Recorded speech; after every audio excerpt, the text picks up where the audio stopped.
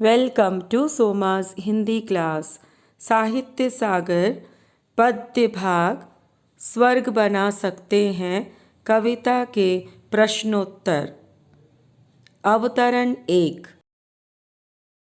धर्मराज, यह भूमि किसी की नहीं कृत है दासी, है जन्मना समान परस्पर इसके सभी निवासी।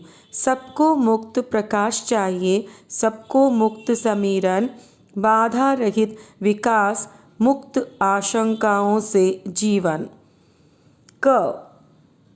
कौन किसे उपदेश दे रहा है? उत्तर, पितामह भीष्म युधिष्ठिर को उपदेश दे रहे हैं। वक्ता ने उसे धर्मराज क्यों कहा है?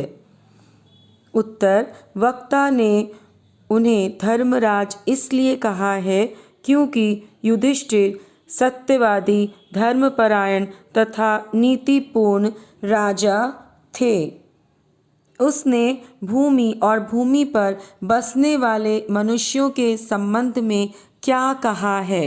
उत्तर, वक्ता ने भूमि और भूमि पर बसने वाले मनुष्यों के संबंध में कहा है कि धरती को किसी ने खरीदा नहीं है, यह पृथ्वी किसी की गुलाम नहीं है।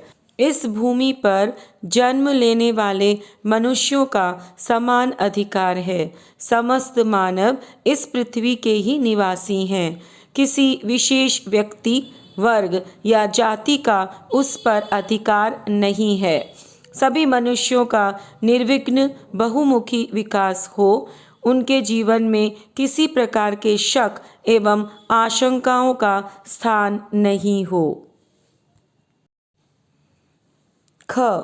उपर्युक्त पंक्तियों में भूमि के संबंध में क्या कहा गया है तथा क्यों?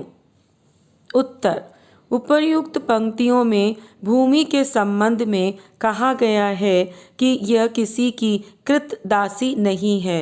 इस पर रहने वाले सभी निवासियों का इस पर समान अधिकार है।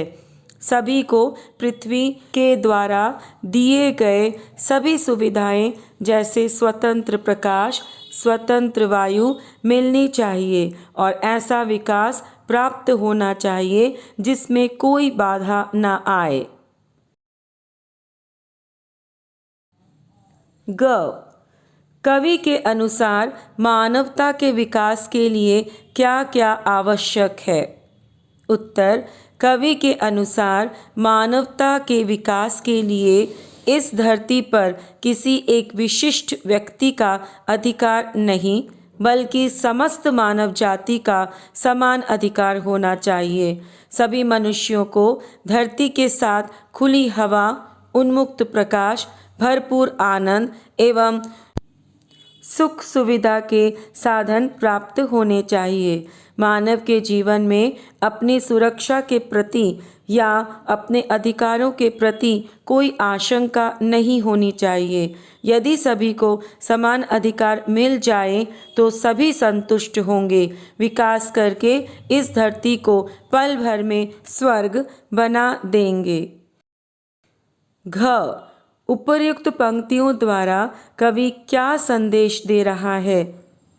उत्तर, उपर्युक्त पंक्तियों द्वारा कवि यही संदेश दे रहा है कि इस धरती पर सभी मानव जाति का समान अधिकार है, इसलिए हमें आपस में मिलजुल कर रहना चाहिए।